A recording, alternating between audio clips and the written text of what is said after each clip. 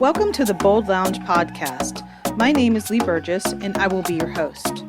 If you're anything like me, you love hearing inspiring stories of people who have gone on bold journeys and made a positive impact in the world.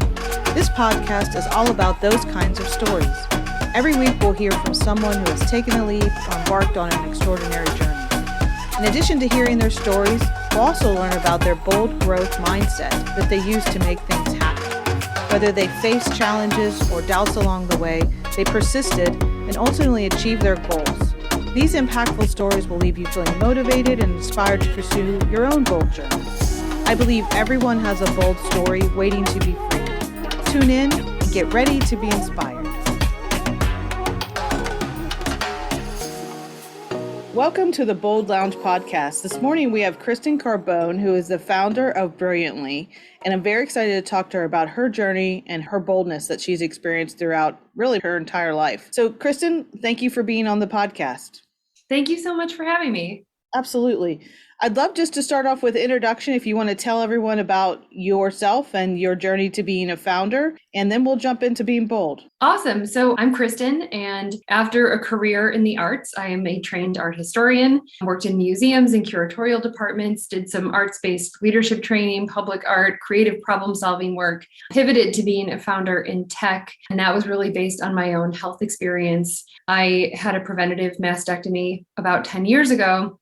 And one of the unexpected outcomes was that I feel cold all the time. And in an effort to try to make a product that I could wear every day to make me feel comfortable so I could focus on what's important, I sort of just kept stumbling forward until this moment where I tried to make a tech product, an actual wearable tech product, and realized I needed help, started talking to other people, and it kind of organically grew into this business. And so here I am 4.5 years later, not working in the arts, working as a female founder in tech and women's health. And it's been a pretty exciting journey to get here. Definitely. So a lot of bold points along there. When you think about your definition of bold, what does that look like?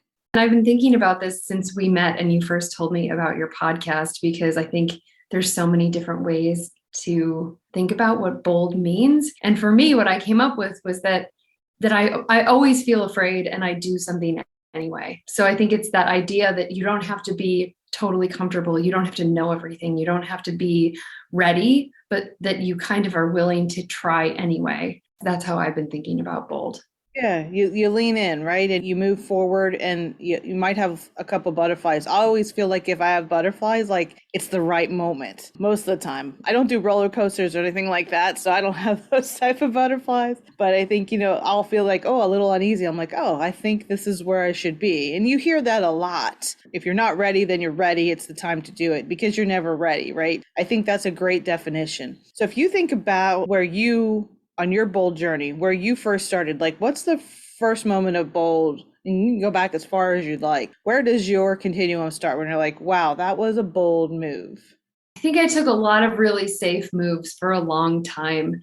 I was not a major risk taker for most of my life. And I think the benefit of that was that I felt really stable and secure. Things had been kind of smooth and I understood who I was and I felt like I knew my place in the world. I honestly think some of my first bold moves were recent and I just turned 40. So I don't know what that says about, I'm new to being bold. You think that, but I think there's some things that happen in your life where you've overcome and there's things that you've done that no matter what are going to be bold to anyone else. Yeah. So I bet you've been bold a lot longer than the last 4 years. Yeah. Well, the first thing I did that felt a little bit out of the box was that I graduated college a year early. When I graduated, I feel like the timing of my early 20s was like someone was fitting puzzle pieces in or something. I graduated early, and that was the year one that I got offered a job at a museum where I had done an internship. And it was because a position opened up because there was a new director. Like the timing of when I graduated worked out to a point where I got a job where I had major curatorial projects as a 21-year-old. Like no one gets that. I had it was so much serendipity.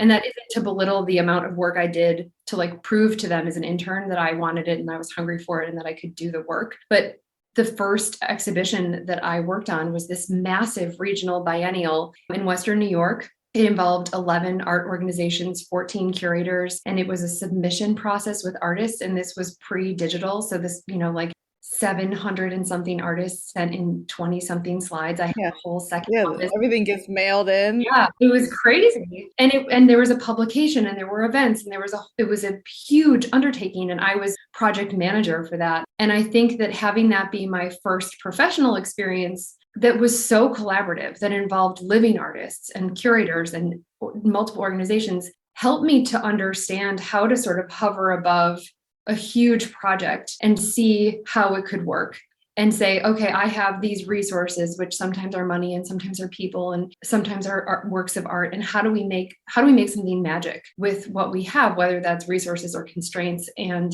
I learned so much from working on that project and was able to leverage the experience there into the next thing, into the next thing, into the next thing. I love art. I have like a really deep love of art and creativity and creative problem solving and the way that artists look at the world. But I think people have an idea about working in a museum or curatorial work that's sort of like mysterious or sexy or something like really cool, but you just sit in a cold office in a building and it's really academic. And I was so hungry to engage with the public. You know, you work for 2 years on an exhibition and it goes up, and then unless you're giving a tour, you're not in the gallery. You don't hear people stand in front of a work of art and say that they've been moved. You don't get that engagement. And I think the early days of my career, I felt like, how am I doing this thing that I love so much and I don't feel fulfilled? Like, it made me sort of question my identity and what I wanted my role to be in the world. And, you know, I touched on it that my mom died from metastatic breast cancer in her 40s. And when she died, I thought, what am I doing? and I believe art can heal people, but I believe it changes the world and that it has since the beginning of time. But I didn't feel like I had the agency within the art world to make the kind of impact that I felt like compelled to make. But I didn't have a calling to be a doctor or a nurse. So it took me a really long time to figure out what would make me feel like I was doing something real. Yeah. So from the perspective of all that, so the experience of doing something you love and having some great responsibility and obviously some key learnings, right? You talked about being able to hover above and be able to see all the puzzle pieces to something massive, especially in your 20s when let's let maybe a 30, I'll say a 30-year-old project, like once you have a couple years under your belt, because it sounds like an undertaking. And I don't know that world very well, but I can just imagine. Like we've lived the life of national treasure and night at the museum. So that's probably what we think about, Right. which it sounds like it's totally fun. I love the idea of also of being a docent. I've used that analogy a lot, just even in my own work of kind of showing people around and being able to like, this is from this time period and being able to engage. So I can see the need for the interaction, right? Because you're curating and doing the history and notating and all the other things that go into that. And there's probably numerous things I don't know, but you wanted more. And so you knew you wanted more. And I think the key thing here that I think is really important, and you probably know this as well, is like you don't have to have it all figured out in your 20s, and 40 is super young. So where you are now is exactly where you're supposed to be, and like without those things. And if you think of from 20 until now, I think in my experience, like if I didn't have some of those experiences in my 30s and 40s, like I wouldn't be able to even think or know or understand some of the things that I can do now. So I feel like you've really done a few things in between those years of obviously banking key skills and meeting people and getting to this point. So when you think about the transition from the art world, the museum world, and the engagement, that does change lives. I think my house is like an art museum. I've gone against every interior design rule, and I don't have like consistent art or the same artist, and I probably have different things in different rooms, but it is such an enjoyable thing and I'm always in the awe of it. I think the hardest thing when I go to a museum is not to touch anything. Yeah, no, totally. Me too. Yeah, I think the transition for me was super organic. I'm coming to you from Providence, Rhode Island, tiniest little state that I love so much. I've been here a little over 10 years. My last museum job was at the museum at the Rhode Island School of Design. And I got that job because of the first job that I had out of college at the Albright Knox. I met the contemporary art curator here at RISD. She has since retired, but we had coffee and I was telling her about my very first curatorial endeavor. And she called me a month later and said, we have a local donor who's given money for us to curate an exhibition of local artists who are in the collection. And I know you understand the politics of doing a show of living artists who are local. And we need someone to curate that show. Would you be willing to come and work on a contract? And it was an awesome experience. It helped me dive into being new to Rhode Island and meet people. I think I did like 45 studio visits, which are super fun. Probably the most part of being a curator is like going into someone's space and hearing about their practice and seeing their work. And sometimes they let you touch it. Can't do that once the museum owns it. Yeah. And I met a group of artists when I worked at RISD, and their practice was making these large scale public murals out of tape. So they were temporary. And the entire process for them was that maybe a museum would commission them. It could be on the side of someone's house. It could be on a building downtown, anything. They just needed a wall. And they would decide on a composition or a theme, and they would work until they finished. So sometimes that was like overnight, days straight, like just this really rigorous, no break process. And part of that was engaging with the public. So if you can imagine that you're working on the side of a museum for 24 hours straight, that people are going to come up and talk to you, like, what are you doing? Why are you still here? How come you don't, and you have this conversation about creating something as a collective. And that practice was really amazing in and of itself, but they volunteered in the children's hospital. They did work at a children's psychiatric facility. They went into community centers and worked with elderly people. They had this like really full practice that included art, but also included social impact. And one of the things that was new, and this was like 2012, 2013, when they started doing it, was that arts-based leadership training was the thing. So GE, since the 50s, has sort of decided on the trends in corporate education. And they decided that arts-based leadership training was the thing. And they were hiring all different kinds of artists to come in and meet with their executives or their brand new hires who showed a lot of promise and teach them about all kinds of things within their company culture and growing and simulating different scenarios. But part of their curriculum was bringing in artists and teaching their employees how to think about problems from a more creative perspective. And so we were going to GE's Crotonville a few times a month and standing in front of auditoriums full of these like amazing executives who do all kinds of like things that are actually unfathomable to me, like the kinds of medical imaging technology and windmill technology that these brilliant people have created.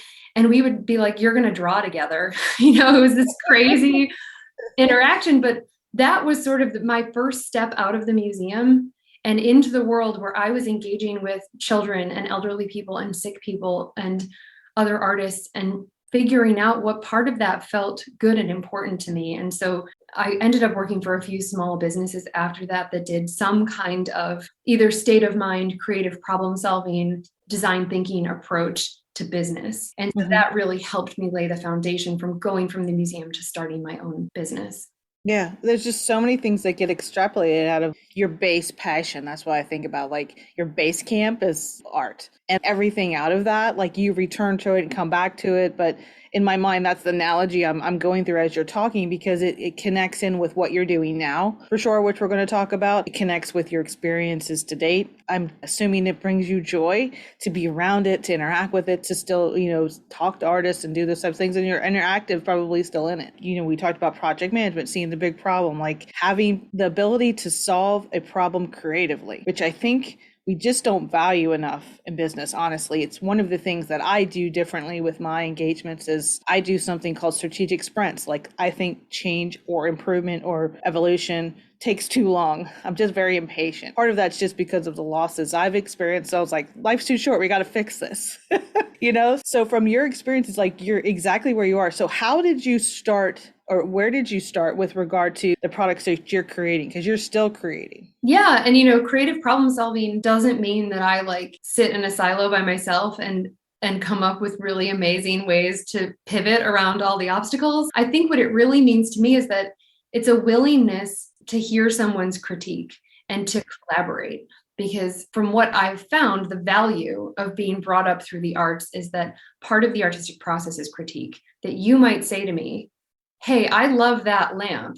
And for people who can't see, I'm pointing to this like orange lamp behind me. But we might also say, but it shouldn't be there. I really think that it would make more of an impact in your space if you moved it over there. And that is how we approach composition. Like all of the things that go into creating a piece of art, especially as a student and a young person, involve other people's inputs and thoughts. And it has allowed me to surround myself actually with advisors and experts and thought leaders who are constantly critiquing my process And whether that's the product development process or the business growth process or the hiring process, like any part of it, I'm open and willing and egoless in my pursuit to make this business a success. And I think that that is the part that relates the most to the arts, because there are a lot of things that feel like a huge departure. But I do think that you're right that there's some, what did you call it? The base? Base camp. Yeah, like your base camp. You think of like someone who's hiking. To me, your base camp of your mountain is art. And so like you're really trekking around all around it, but you can return to it, you know? So I just think that's kind of your safe space. It's also your happy space. And it's a place where you can kind of just be 100% you in a way. Again, you just added another thing. You talked about critique and feedback. Those are things that not everyone's good at. One, giving, and some receiving. And you really have to have a little bit of a thick skin, I'm assuming, when someone's critiquing your art or you're critiquing someone's art. You have to know the way to do it, the skill to do it. Because, you know, we've seen in the movies where someone can be really harsh, but I'm sure that's not everyone. But when you're hearing something that you created and worked on, or maybe spent hours on, or really you think it's the greatest thing, you can think that as a founder too. Like I think of things I think are so fabulous, and my team will be like, how is that different than this? Or how is that, you know, what's the value in that? And I'm like, I don't know. Is this a really cool idea? Yeah, it can hurt, right? It feels really personal. Oh, yeah. Whether it's a piece of art or a business, when someone starts to poke holes in it, it feels like they're poking holes in you. And I think knowing that most people, especially the people that like you and I are inviting to hear our most important ideas, they care about us, right? Yeah. We're not like getting up on the world stage and having people like internet trolls pick apart our idea. It's like our friends and our family who are saying, well, wait a minute, is that different than this other thing? And they're asking because they care. They're asking because they want to help you make it better. And this is such a silly example, but my daughter got an ice cream maker and she's been making all of these different like sorbets and ice creams. And she made one that had ground up chocolate chips in it. And one of our friends was eating it with us. And he said, chocolate chips, when they're frozen, are just like wax. Like you can't taste it. The texture is funny. And her feelings were so hurt. And I was like, Sylvia, everyone else has given you, there's a room full of people who are giving you positive feedback. And also Sam said he liked it other than this one thing. And then we talked about different chocolates you could try that would maybe taste better cold. This was not a personal attack, but it's so human to be like, oh, that hurt. I just think like maybe I should have just advised everyone to go into your route, because I do think that a lot of things that you learn working together, figuring things out, being creative, managing complexity of projects across things. The other thing you mentioned was politics. That's in every one of our lives. I used to think that, education doesn't have politics, healthcare doesn't have politics, and like everything does. Politics and history. That's what I would always say existed in every organization I worked in. And being able to understand the political, like you said, having local artists come together, like there's the politics of that you have to understand who's who and how they like things and how things get set up. I really think there's a lot of pieces and parts that have really built a lot of the areas that you need to be a founder, you need to be a leader in business. And it's really exciting to talk about some of those. When you think about what you've created and where you are today, what has been the biggest learning from the time that you started to now? And you said 4.5 years into your product. And do you want to talk about your product a little bit as well? Yeah. So the product that I ended up actually launching last year is called Brilliantly Warm. It's an app-controlled wearable that slips into a bra, and it's a warmer. So it's a warming wearable technology. I designed it specifically for women in the breast cancer community who had implant reconstruction and were bothered by this constant feeling of cold, because when you have implants without breast tissue insulating them and keeping them at body temperature, they act like a heat sink and pull heat from your core. So I spent years engaging with that community of women and designing and iterating and talking to them and trying to make a thing that worked the best for them.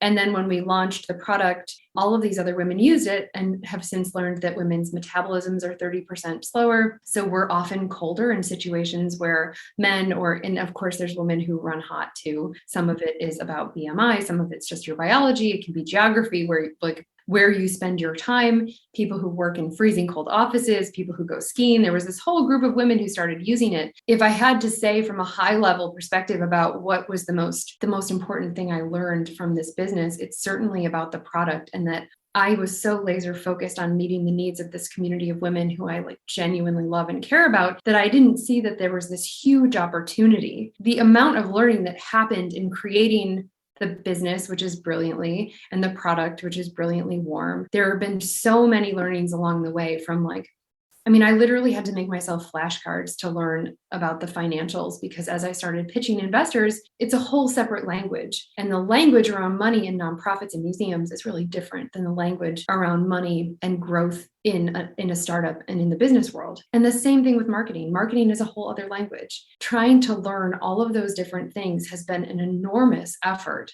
Like I've read books, I've taken classes, I listened to podcasts. There's all of that learning that's not, I think you asked what was like surprising. And none of that is surprising. Like I knew I had to learn those if I wanted to start a business.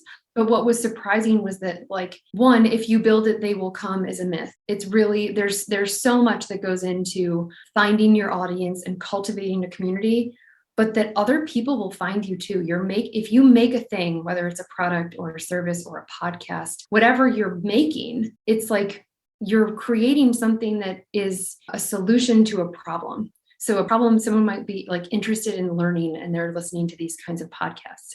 But for me, understanding the job that my product was doing outside of what I designed it to do was so surprising. And it's opened up this entire new opportunity where we're talking to nursing moms.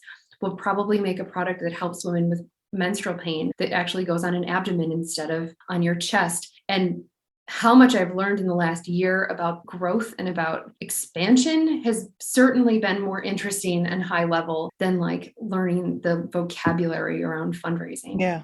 Yeah, definitely. I think as an entrepreneur, and I'm newer to the space, and I think I was just thinking about the education, the degrees that we get and things, there should be some letter or something that you get, for being an entrepreneur, but you don't. But it is a dig in, learn it fast type of moment, and it's across admin, operations, creative, marketing, finance, and you have pieces and parts of those already in you, like from your experiences or what you've done possibly, but not to the degree that you do them as an entrepreneur. So I think that's something for folks to know. And you said something in there I think that was really important, is the language between the world that you may have been in to the new world that you're going to or where you're stepping into. There is a learning curve, right? And you have, this means that, as I work across different businesses, like primarily I've worked in healthcare, but when I'm working in different spaces, I'm like, you don't do it that way, or you don't call it this, but this is really the same thing. So I think that's some of it as well. You created the product specifically for women who had mastectomies and had breast cancer.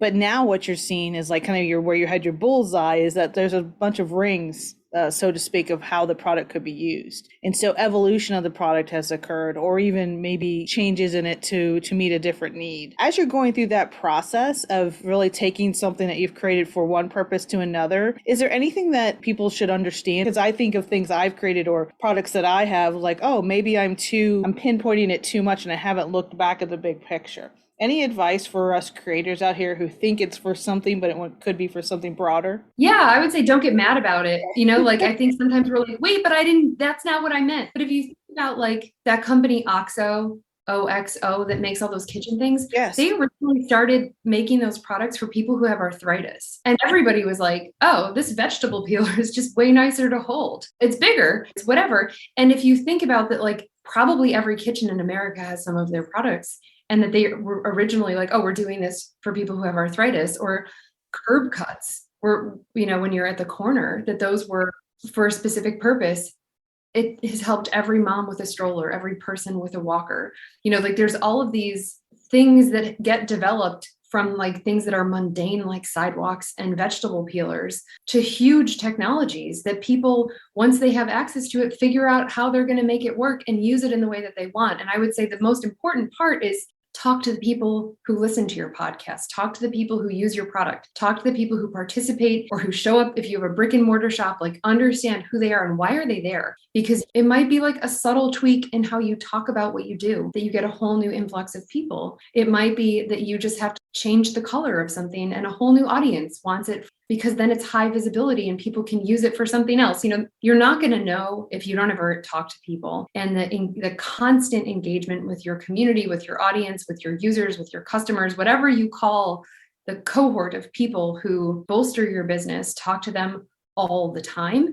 And then you'll know what are those things that are different and how did it happen and how can you capitalize on it. I hate the word capitalize, but I don't mean it necessarily in like a financial capitalize, but how do you make it better so more people can use it? Yeah, you're learning. It's creative like expansion and creative adaptation. That's what comes to mind as you're talking. Like, Yeah. I created it for this, but it actually works for that and this and that. And then that's not a bad thing. I'm very more go with the flow with, oh, it could be used for that. But I think sometimes, especially I haven't created something that took years to create or to get the product done or to do something from a technical perspective, which takes a lot of time and effort and investment. And then it's like, oh, it's going to get used for that. Like, wait a minute, this is, so I can see like from a technology perspective, how that's even a little bit harder to like flex. But when you flex, then there's more opportunity. And that's another thing I think a learning, is just flexing. And you could take this out to different scenarios in your life. It's like, it didn't go the way you wanted it. And now you just need to kind of flex. And sometimes that's harder and easier said than done, of course, at times. But I think one of the things that I've, in our conversations, you're open to that. You're open to the pivot and you're open to learning more and you're open to the critique, which I think that only you get to capitalize on that learning. That's what you're really capitalizing is the information and then being able to make something that helps people. I mean, that's what you're doing. And it doesn't mean it's easy. You said something about having thick skin. And I think that I make this constant joke, especially before I'm pitching investors, that I spray on my Teflon coating because it's not easy. We're having a conversation about something that is like a life's practice, and the way that anything that's hard that you work at is a practice, and it gets maybe easier. But when you're talking to someone who you thought was going to love your product, that you thought you designed it for, who's like, hey, guess what? I actually hate this, or it doesn't work for me. Or even if you've talked, and this goes back to my point about my daughter, even if you talk to 100 people who love it for a different reason, hearing why someone doesn't like it is just as important as hearing about who does. And it doesn't mean it's easy to hear, and it doesn't mean it's going to give you a direct and clear path to making a change, but it gives you information that might be actionable and will add up to some kind of important learning. So I just wanted to say that I know that it's hard and that we're talking about it really casually, but it is something that is difficult. Yeah. I think about like when I write something and I send it to someone and say, can you give me feedback? And I get it back and it's like, no edits. And I'm like, really? Come on now. Like, I need you to really read it and like, give me some red on there, like pick it up, and so for me, I now like actually seek that. If you send me back something that's like, oh, it's all good. I'm like, no, it's not, it could be better. Yeah. So I think, and it's not easy, but you get better at it, I guess. And depending on what it is, it can sting a little bit more. But the thing is that, whatever it is, you have the ability to take that feedback or to ignore the feedback. And I think that's the other key when you're in in any business, but I think especially as an entrepreneur, you get to decide what you'll take in, what you'll value, and what you don't value, right? And so I think that's also the nice choice that we get in this position. Yeah, totally. And I think, to that point, you might talk to someone who tells you something and you're going to immediately know, oh, that's just this one person who has this one very specific issue. And that could be positive or negative. That doesn't mean you should pivot your whole business to accommodate that. Right. There might be an outlier, or it might be the best thing that you've heard because you're like, oh, no one really looked at it from that angle. That's really valuable. So again, making sure that you have that empowerment to not take everything in as, oh, I've got to do something. That's really important, I think, for folks to hear, especially when you're starting out. And I think you talked earlier around like when you're sharing your ideas and when you're getting your creative out there and when you're doing things, making sure that your inner circle for that is your tight group, because I think there will be people that don't understand what you're doing. And actually, that probably hurt me the most when I first started, was people just doubting what I was doing and kind of calling me crazy for not being in the corporate world and not being a C-suite healthcare executive. And there's nothing wrong with that. It just wasn't where I was finding joy all the time. And so I really like what I do, but it's not in that space. So I think it's also important, like who gives you the feedback, and you get to select that too, most of the time. Most of the time. So one question I have is when you're talking to investors, and there's a lot of people out here who are doing that and working towards that or thinking that they may need to, what's your biggest learning or piece of advice for those that are in that space right now?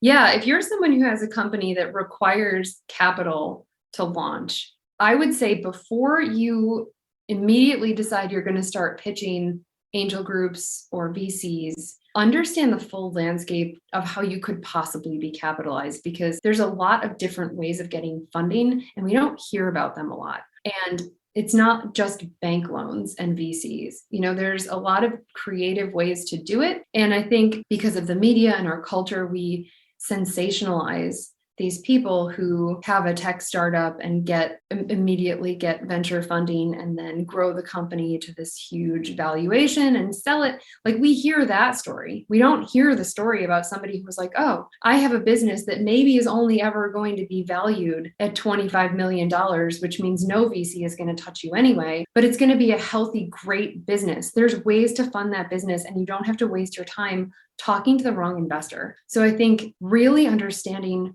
why you need money, when you need money, and what kind of money you want. Because if you're fundraising, you're choosing your boss. You are beholden to those people. You are responsible for their money, and you're working to try to make them more of it. And if that's not what you want to do, then don't pitch VCs. And I have gone back and forth on that. Like, do I want to do it? Do I not want to do it? Because it's a lifestyle choice. And to your point about wanting to like what you do, if you go into building a business because it's something that like really is fulfilling and makes you feel good and it brings you joy and all of the things that we of course want for everyone, if you pick a specific kind of way to be capitalized, it could change the entire process of what the business looks like and of how you spend your time every single day. And that might change how you feel about the business. That's one of the most important things to be really thoughtful about. Like, I would say, slow down before you speed up.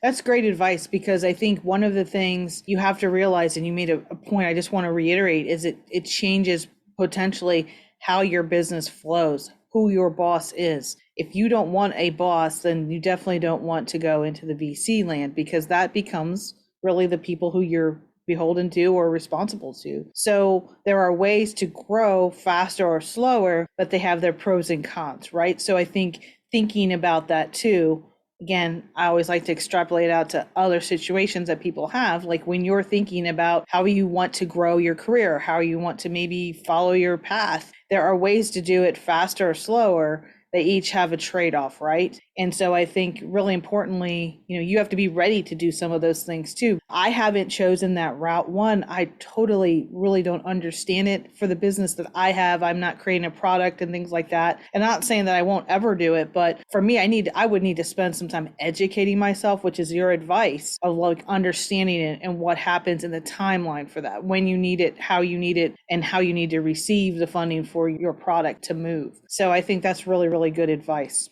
One last question. So being a woman in technology, because women tech really would be kind of how I would, your product, it really fits rightly in that space. What have you noticed in this space when you are in, whether you're in conversations or presentations or conferences? Is there anything you've noticed specifically about women in tech over the last 4 years that's notable, either good or maybe not so good? It is my desire almost always when I get into a room where I'm like, oh, this isn't what I thought it was going to be, which happens all the time, is to want to subvert it and change it. And one of my advisors was like, Kristen, you can't subvert a system that you're trying to work within. We're in a moment where there is a lot of rhetoric being developed around women supporting women and funds that are for women and women, and women's health and femtech. And sometimes it's just the words. I would say in the past 4 years of me doing this business that it has certainly gotten better to being a woman in tech. There are more female founders. There are more funds that are for women and by women. There are more funds run by men who are like, oh, wait, women's health is a thing. Maybe we should invest in it. But it's not good by any stretch. There's a massive amount of work that needs to be done. But I feel really good about being part of that tide change. I would say men ask really frustrating questions. I've been asked things like, well, what happens? What's my priority if my children get sick, my children or the business? Like, I don't know that a male founder has ever been asked that question. I'm pretty sure no. That would be, I'm 100% on that, I think. I'll put myself out there. Yeah, I've had an investor say right to my face that he would rather pay for a vacation together than invest in my company. I've had another investor say he would absolutely never invest in a woman or let any of his friends because we're too emotional. And the joke for me is always like, well, there's no HR department in fundraising. And I mean, the sexual harassment stories I've heard from other founders run the gamut of like, oh, laugh it off because you've got your Teflon coating on, to like, you should have called the cops. And in the you should have called the cops scenario, the male investor literally said to my female founder friend, remember, you wanted to be here. You asked for this meeting. And it's really hard. And you have to get up every day and be like, I know. And women, women investors have it hard too. They typically have a more difficult time raising the capital to start the fund because they're women. They end up writing smaller checks. They have to do more rigorous diligence because they have to prove, the investment world, let's say they make 10 investments, one is typically successful. The funds that I've talked to that are run by women, they're like, we have to do better than that so we can raise our next fund. So they're having to be more careful and more rigorous and more thoughtful and less risky than they want to be because they're trying to prove that they're going to be just as good, if not better. Yeah. So like a male investor would get a 1 in 10 chance and still be considered positive, in the sense of what they do and good at what they do. A woman needs to be 1 in 5. Yeah. And whatever that number is, it's definitely a different metric. Mm-hmm. And I think that that's true about being a woman in tech. I've seen wearables that do cool stuff. Like there's a lot of wearable technology now. I've seen those companies started by male founders just skyrocket in the time that I've started, raise money in less than a month. Like all of these things, there are inherent biases that women are coming up against all the time. And I know as a woman who is not technical, who is making a tech product, who is an art historian and a mom and 40, and I don't live in San Francisco, and I'm working in women's health where there's missing data. Like I have all of these things stacked against me already. And I just know in my heart that this product is right. I know that women who use it love it. I know that we have the opportunity to meet little girls when they get their first period and use a heat therapy that is just as effective as ibuprofen, and all the way through when you're done with perimenopause and your estrogen flatlines and you're cold all the time. Like I genuinely believe that our technology can help a woman from when she's 12 to when she's 90. And because I know that, I can put myself in those rooms and be like, this feels shitty. And it's another 30 minutes and I'm going to answer these questions and I'm going to learn something because maybe they asked me a question I haven't been asked before. And even if it's a bad question and feels bad, I'll be more prepared for it when I get it the next time. Yeah. So another skill set, obviously, of being able to be in a difficult situation. Sometimes it sounds like toxic and hostile, and not tell someone off and walk out of the room, which I'm still not very good at that. So that's probably why I'm not dealing with VCs. But I think what you said was like, I'm going to hang in here because I might hear a question I haven't been asked before. And then that question, being able to answer it's going to help me in the next one. And you have the option too of saying no. Like I would love the opportunity to have someone say, yes, we want to invest in you. And you say, I don't think so. And then they walk away. That would be a really fun moment. Like if you would be able to do that. I have turned down money and it is really important. I guess that's the other thing. If we want to go back for 2 seconds to the fundraising thing, if somebody says, yes, they're going to invest in you and you have a bad feeling about them, there is no such thing as cheap money. Say no. Yeah, you get to choose. I think that's another thing. I think being an entrepreneur and working with different people, whether it be raising money or different engagement, you get to select. When I first started out, I was like, I just need to find, quote unquote, my people, like who gets what I'm saying and wants to move the speed and use the techniques and think about things creatively and innovatively and is open to a little bit of risk to, for the reward. And you'll find people that aren't there, but they'd like you to come in and be different. And you're like, I don't think I'm going to do that, So I think that's an empowered piece that I love to end on that you're really empowered to make that decision. Well, I've enjoyed speaking with you. I want to make sure people know that down in the podcast information is all the information about your company and learning more about you and what you do and the impact that you're making. And I really appreciate having you on the podcast. Thank you so much. Yeah, thanks so much for the time today. It was great to chat, Lee. Thank you. Thank you for listening to the Bold Lounge podcast. Through the continuum of bold stories, vulnerability to taking a leap, you will meet more extraordinary people making a positive impact for others through their unique and important story. By highlighting these stories, we hope to inspire others and share the journey of those with a bold mindset. We hope you've enjoyed this podcast and look forward to sharing the next bold journey